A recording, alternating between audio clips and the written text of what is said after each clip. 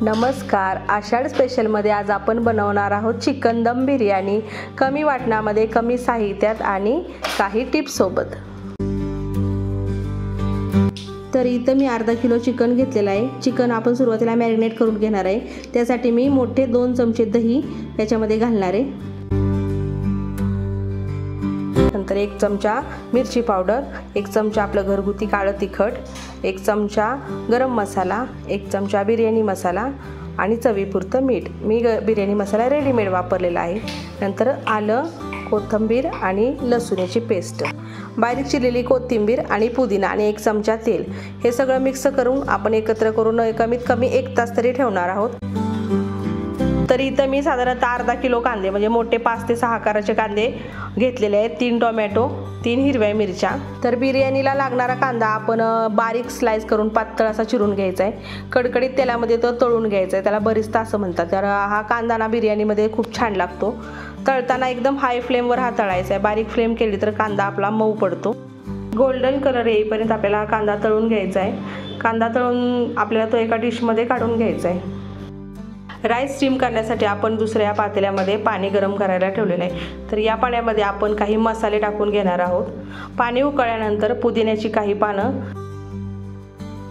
तमालपत्र, 4 मिरी, 4 लवंग, 2 वेलची आणि काही 1-2 तुकडे दालचिनीचे आणि अर्धा लिंबू पिळून घ्यायचा आहे। लिंबू पण त्या पाण्यामध्येच टाकायचं आहे। पुदिना वगैरे टाकल्यामुळे कसं होतं, भाताला फ्लेवर छान येतो।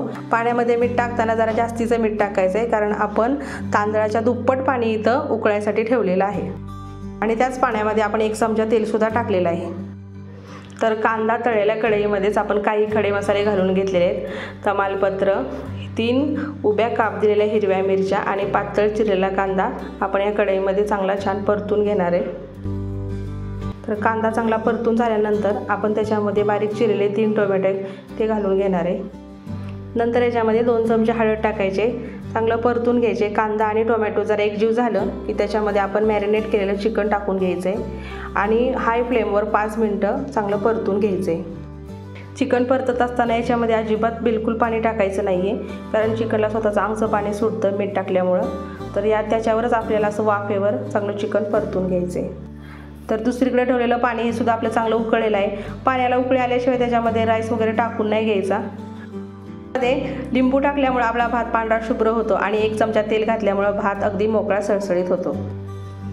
तर कढईतलं चिकन बघा, पाणी न घालता सुद्धा बरंचसं थोडंफार प्रमाणात शिजलेलं आहे। तर याचा गॅस बंद करून घ्यायचा आहे। आता राईस स्टीम करताना तो जास्त न शिजवता थोडा 80% शिजवायचा आहे। भातामध्ये थोडी कणी पण राहिली पाहिजे।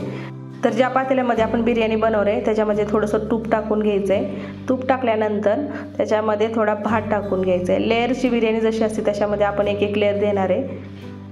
तर भात टाकल्यानंतर आपण जे शिजवलेलं आहे त्यातलं निम्मं चिकन मी याच्यामध्ये टाकणार आहे आणि निम्मं चिकन झाल्यानंतर परत भात, अशी मी लेअर्स देणार आहे। तुम्हाला हवं असेल तर तुम्ही यावेळी सगळं पूर्ण चिकन टाकून घेऊन वरून भाताची लेअरसुद्धा देऊ शकता।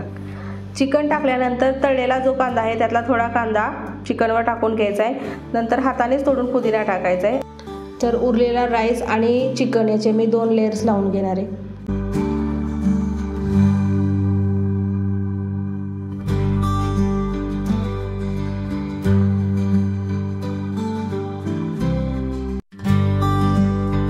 सर्वात शेवटी याच्यामध्ये मी फूड कलर टाकून घेणार आहे। फूड कलर टाकणं ऑप्शनल आहे। नंतर याच्यामध्ये थोडा बिर्याणी मसाला टाकून घ्यायचा आहे। तळलेला सर्व कांदा बिर्याणीवर टाकून घ्यायचा आहे। पुदिन्याची चिरलेली पाने सुद्धा याच्यावर टाकायची आहेत।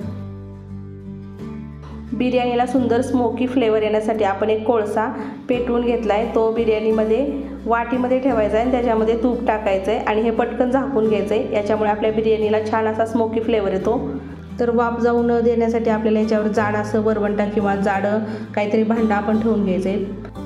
मीडियम गॅसवर जाड तव्यावर आपल्याला ही बिर्याणीचं पातेलं साधारणतः 20 मिनिटं ठेवून घ्यायचं, याच्यामुळे आपली बिर्याणी ना खाली करपणार नाहीये। तर खायला तयार आहे आपली चमचमीत लेअर्सवाली चिकन दम बिर्याणी। तर व्हिडिओ आवडला असेल तर लाईक करा, शेअर करा आणि सबस्क्राईब करा।